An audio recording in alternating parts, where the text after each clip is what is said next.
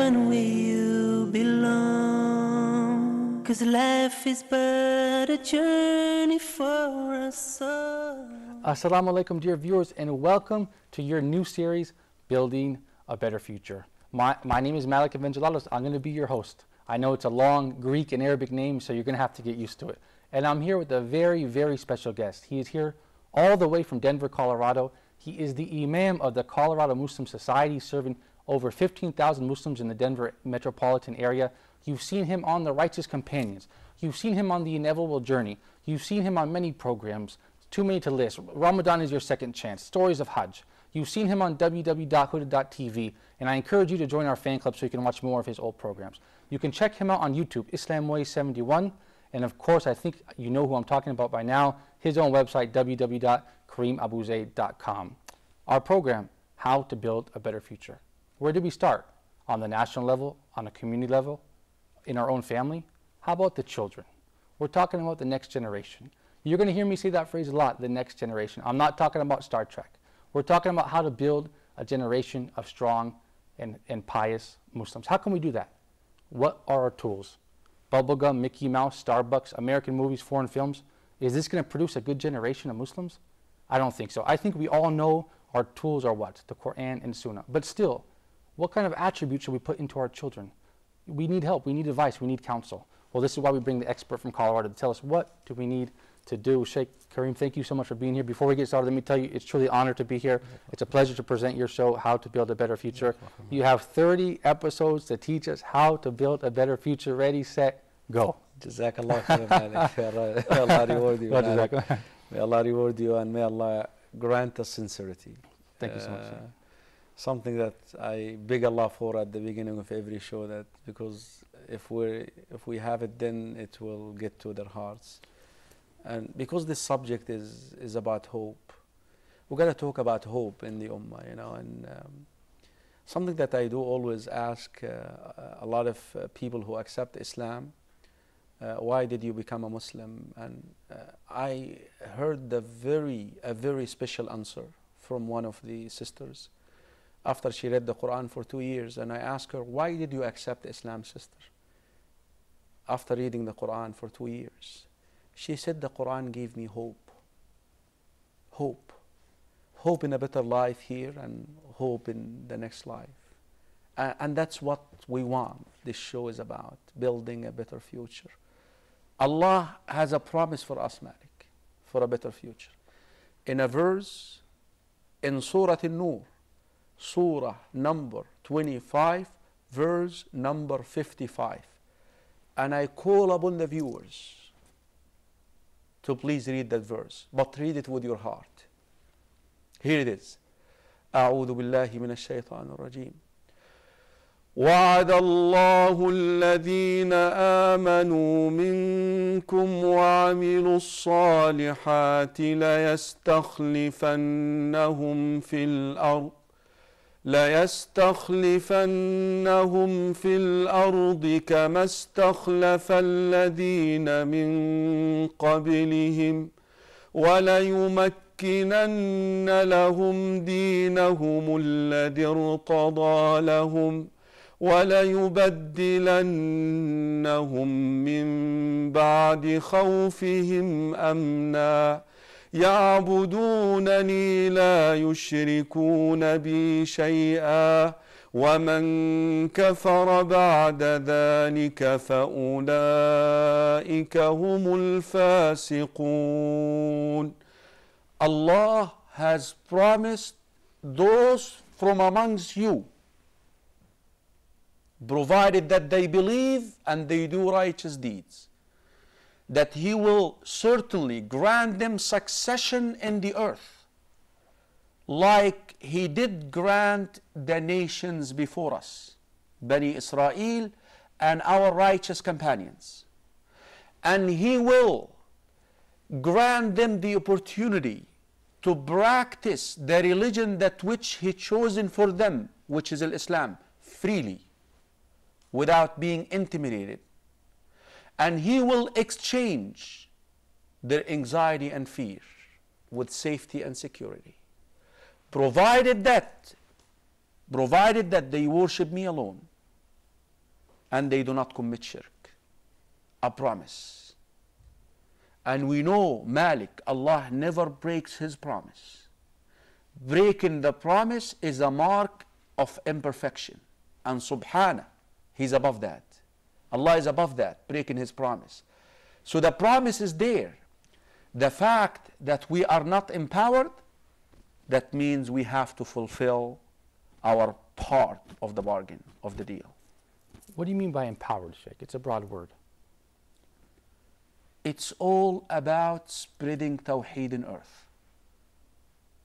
It's all about helping humanity. Malik, empowerment. Empowerment is not about having a better home, a better house, a better car. No. Empowerment is about helping humanity to believe in Allah. الَّذِينَ إِن مَكَّنَّاهُمْ فِي الْأَرْضِ. Those people whom if we empower them in earth, أَقَامُوا الصَّلَاةِ, they establish the salah, they will pray. وَآتَوُا الزَّكَاةِ, they will pay the zakah. وَأَمَرُوا بِالْمَعْرُوفِ, they enjoin what is good. وَنَهَوْا عَنِ الْمُنْكَرِ, and they forbid what is evil. The sole fruit of empowerment in earth, Malik, is to deliver Islam to humanity. Because some people might think the fruits of this empowerment would think maybe, okay, to establish myself in the land, to accumulate wealth, to drive a nice car. This is not the empowerment that you're talking about. No. This is not the empowerment for Muslims. No. We're trying to spread Tawheed. Our messenger, before he died, in that farewell sermon, he stood up on the top of mountain of Arafah and he said, بَلِّغُوا عَنِّي وَلَوْ آيَةً. Convey after me, even a verse. Deliver Islam. Allah subhanahu wa ta'ala praises this ummah in the Quran, Malik. كنتم خير أمة أخرجت للناس. You are the best ummah, Muslims. You are wallahi the best ummah. Wallahi you are. You're the only people who say La ilaha illallah Muhammadur Rasulullah in the face of this earth. كنتم خير أمة أخرجت للناس. Why? تأمرون بالمعروف وتنهون عن المنكر. You enjoin what is good, you forbid what is evil. وتؤمنون بالله, and you believe in Allah. Remember, Malik, all the previous nations, Allah subhanahu wa ta'ala kept sending them prophets and messengers to remind them. Our messenger was marked to be the seal. That means Allah subhanahu wa ta'ala entrusted this ummah to deliver his deen to humanity until the day of resurrection. وقال صلى الله عليه وسلم لا تزال طائفة من أمتي ظاهرين على الحق إلى يوم القيامة. A group of my ummah will always hold the truth, will always hold that light until the day of resurrection. So we're talking about empowerment for this, to deliver Islam to humanity. People, Malik, we live in the West. Wallahi, people are thirsty for Islam. People are tired of their ways. They are looking for the alternative. We know the why now, Sheikh, but how? How can we reach this goal? Look, the context of this verse in Surah An-Nur, again, verse number 55. Surah number 25. I want the brothers and sisters to look at the context of that verse. But from verse number 46 all the way to verse number 57, it talks about obeying Allah and His Messenger. Obedience is the how. How? The road to success. The road to success is obedience to Allah, of Allah and His Messenger. The Muslims, Malik, in the Battle of Badr, were 3 Kafirs, non-Muslims, to 1. But they were obedient to Allah and His Messenger. Allah gave them victory. Allah granted them victory. In the Battle of Uhud, because they disobeyed one command, they lost it, after they have actually won at the beginning of the battle. So, الطاعة is the way to do it. That's it. Obeying Allah and His Messenger is the way to do it. I don't want to count out a lot of brothers and sisters in the Ummah who are obedient to Allah and His Messenger. There are a lot of individuals in the Ummah who qualify for empowerment, Ya Malik. What about collectively? But it has to be done collectively. We're not there. We're not there. And we can't get there. We need the next generation. We need a number of people. What's the attribute of the next generation going to be? We have to go to break now, but what should be, we'll talk about how can we raise our children, what kind of qualities do we want to give them if in the next segment, inshallah. Inshallah, Malik. Okay, stay tuned. You don't want to miss the next segment of our new program, your new program, Building a Better Future. Stay tuned. Assalamu alaikum. Up to heaven, heaven where I belong. Learn Arabic. As everyone knows, today Arabic is considered as very important, very significant language. How can we produce the sound, the state of voicing, place of articulation, and manner of articulation? So in Arabic, the words which are written are pronounced. We will learn how to write and pronounce Arabic letters correctly in depth. Explanation via board and presentation with many other important factors. We have today more than 300 million people speak Arabic language. Not only in the Middle East, but you can find a lot of people speak Arabic language in Asia, Europe, North America, and in South America. What are you waiting for? Grab your notebook and pencil and stay tuned for Learn Arabic at Huda TV. Up to heaven, heaven where I belong. Welcome back, you guys, and thank you for staying with us to watching your program, your new program, How to Build a Better Future with Imam Karim Abu Zaid. Sheikh Karim, we were talking about in the first segment, we're talking about empowerment, obedience, these type of things. And you said that some individuals qualify, but not collectively as a whole. So where do we go from here? Alhamdulillah, wassalatu wassalamu ala rasulillah, wa ashhadu an la ilaha illallah, wahdahu la sharika lah, wa ashhadu anna sayyidana wa nabiyyana Muhammadan abdullahi wa rasul. Malik, we said that there is a promise that Allah holds for us. If we fulfill our part of the deal, which is believing in Allah and doing righteous deeds, which is translated into obedience. Okay. إنما كان قول المؤمنين إذا دعوا إلى الله ورسوله ليحكم بينهم أن يقولوا سمعنا وأطعنا. The attitude of believers when it comes to the command of Allah and His Messenger, they say we hear and we obey. If we activate that law, we hear and we obey, then we will receive the promise. Yes, there are individuals in the Ummah. We don't want to count them out. We can't count them. No, we can't. Because you know what? They are the people who are holding the flame, the little candle. And we don't want that candle to die. There are individuals in the Ummah who qualify to be empowered. And I'm telling you, they are empowered, but in their circle, because of their obedience to Allah and His Messenger. وَقَالُوا كُونُوا هُودًا أَوْ نَصَارَى تَهْتَدُوا قُلْ بَلْ مِلَّةَ إِبْرَاهِيمَ حَنِيفًا وَمَا كَانَ مِنَ الْمُشْرِكِينَ. They will tell you, be Christian and a Jew, you will be guided. Tell them, no, I will follow the way of Ibrahim alayhi salam, which is now the way of Muhammad sallallahu alayhi wa sallam, is the best way. قُولُوا, say to them, آمنا بالله, we believe in Allah and what was revealed to us and what was revealed to Ibrahim, Ismail, Isaac, Jacob, and the Asbat, the 12 tribes, and what Musa, وَمَا أُوتِيَ مُوسَى وَعِيسَى, Musa and Isa were given from Allah, وَمَا أُوتِيَ النَّبِيُّونَ مِنْ رَبِّهِمْ, and all the rest of the prophets were given of revelation. لا نفرق بين أحد منهم, we place no distinction between any of them. ونحن له مسلمون. Look at this. فإن آمنوا بمثل ما آمنتم به فقد اهتدوا وإن تولوا فإنما هم في شقاق فسيكفيكهم الله. If they believe in that which you believe in, they are guided. If they refuse, they are the one who are straying, and Allah will suffice you. Allah will empower you. So there are individuals in the Ummah who are empowered in their circle.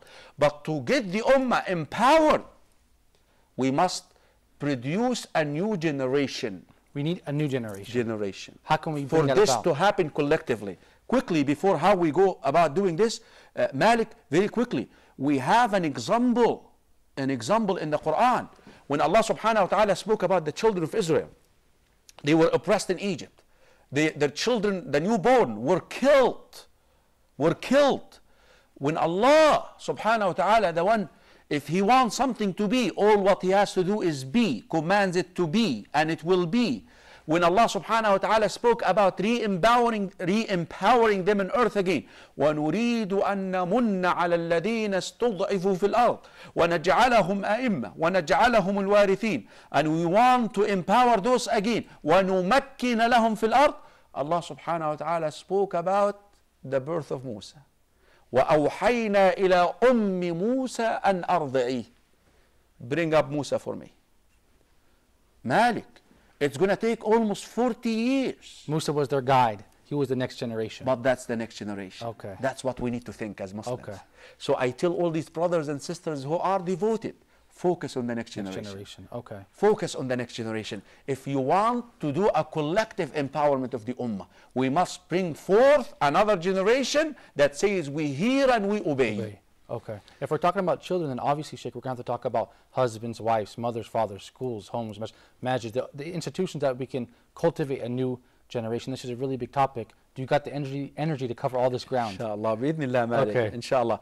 But before, we must figure out what we want to instill in that generation. We want them to be doctors, engineers. That's the most important, Sheikh? No. Why? No, no, Malik. That's our status quo. No. You see, Malik, subhanAllah, when they carry us up after we die, look at this. When they carry us on their shoulder and they go dig a hole in the ground and place us there and they do like this, make sure that we do not come out, then we get two angels asking us, who is your Lord? What is your deen? What is your religion? What do you say about the man who sent you? Do those two angels ask you plus 1 + 1 = what? They ask you in math? No, they ask you in science? They ask, no. Or how beautiful your wife was, or how much money you had, or what car you drove? No. Who is your Lord? What is your deen? What do you say about the man who was sent to you? Yes, we want doctors in the Ummah. Don't please. We want engineers. Yes, but not at the expense of these qualities that we're looking for. We want people who love Allah and His Messenger. People who have sincerity. People who know Tawheed. Allah is the Rabb. Allah is the Creator, the Sustainer, the Provider. Allah has the most beautiful names and the most lofty attributes. Now He qualifies. Who's going to teach the children this, Sheikh? The school teacher? We have the mother, father, we have the masjid, we have the school, we have all of this. We're going to talk about all these institutions that must contribute to the production of that next generation. But again, we want that generation to have all these beautiful qualities, Malik. Ikhlas, sincerity, truthfulness. We want them to have taqwa. We want them to have patience. We want them to have ihsan. We want them to be lovers of the hereafter. And we have to talk about these qualities and attributes in our series, inshallah. Inshallah, before we talk about getting into the institutions that must contribute to the production of that generation. It takes two to make a baby, Sheikh. So for the viewers that aren't married, can you guide us a little bit and give us a criteria and a breakdown? We're going to talk about the criteria for a wife. She should be beautiful, have a green card, and drive a nice car. They tell you the problem. No, absolutely not. Come on. No, come on, man. No. They ask you this question, Malik. They tell you this. Ask an average youth in the Ummah now, why do you want to marry? They will stutter. Not quite sure. What do you mean? They tell you, what do you mean? What do you mean? Shuf Umar ibn Khattab radiallahu anh answered this. And this is the right answer. He said this, كما عند ابن أبي الدنيا. He said this, Wallahi, by Allah, I force myself to marriage in order to have an offspring who will say La ilaha illallah. That is why we get married, because we want to produce the next generation who will carry on the banner of Islam after us, our legacy. This is the biggest contribution we can make. It's better than building masjids, or the contributions we need to make is our children. Is our children. Well, building masjid is needed. You see, of course, in order to produce that generation, Malik, there are 3 institutions. The father and the mother, meaning the Muslim home. One, the Muslim home, father and mother. Now we have to talk about the qualities, the attributes of the mother first. Because she is the womb. She is the earth. The mother is the earth, the cornerstone of the family. The mother. The mother. Okay. That is why in the Quran Allah given them a whole surah, one of the longest. An-Nisa, the women. Talked about the rights. Talked about the way that they should be dressed. Talked about the way that they should walk. Talked about the way that they should speak. Allah giving you a lot of interest, sisters. Don't give up the religion of Islam and follow a hearsay talk. Sisters, go back to your religion. Go back to your deen. The brothers and sisters in Islam, Wallahi Malik, again I tell you, Rasul sallallahu alayhi wasallam in the battle of Uhud told 50 companions not to leave their post. Stand on the top of that mountain, not to leave your post. Guard our back. Guard our back. 40 of them decided to come down. The whole ummah lost. The whole army lost after they were winning. Our sisters did this, Malik. We're in the battlefield of life and the sisters guard our back. That's what you're saying? Yes. Okay. They left their post. Okay. Their post is the family. Okay. Their post is the children. Their post is the house. Again, don't think I'm backward. Please fulfill your priorities at home and then go outside. And it's better to bring an educated one as well to teach the children. Yes, to teach the children. Then we want to talk about the masjid, the second institution. Okay. Make the masjid the first place your child goes to after home. When you take your son out of the house, make the first place where they go to is the masjid. But now we have to be careful. What kind of a masjid? Do they follow the sunnah or not? Okay. Is the imam teaching the proper creed or not? Okay. Is he teaching the hadith or not? Is he using weak hadith or not? Okay. You as a father, that is your responsibility. This is our role. Yes, our role. Then comes in another very, very vital and important institution, which is the school. We need this too. An Islamic school or homeschooling. Okay, one of the two. One of the two. Okay. But public school, the chances are very, very, very, very low for your child to be spared from the fitna of the public schools. Okay, this is a danger we have to take care of. Right. To take advantage of. Sheikh, I think this is a big topic. I hope we really benefit all the Muslims watching. It's a noble topic and I hope that we can tackle it. And I know, inshallah, I have faith that you're going to give us a lot of insight. Inshallah. You are advisor and counselor. You guys stay tuned. Don't go away. You don't want to miss this series, How to Build a Better Future. It's talking about you guys, parents, future parents, mothers, fathers, husbands and wives. If you want to contribute to a Muslim society, these are our tools, the Quran and the Sunnah, and our guide through that process is Imam Karim Abu Zaid, and I certainly hope you stay tuned for the next 29 episodes of your new program, Building a Better Future. Until next time, we leave you in the care of Allah. Assalamu alaikum rahmatullahi wa barakatuh. And when the darkness seems so strong and you just can't go on, pray for your helping hand. You'll see the sun will rise again. You'll find the strength to carry on up to heaven where you belong. 'Cause life is but a journey for us all. We cry, we laugh, we run, sometimes we fall. But through it all, always recall, God never gives a burden to toss. Subhan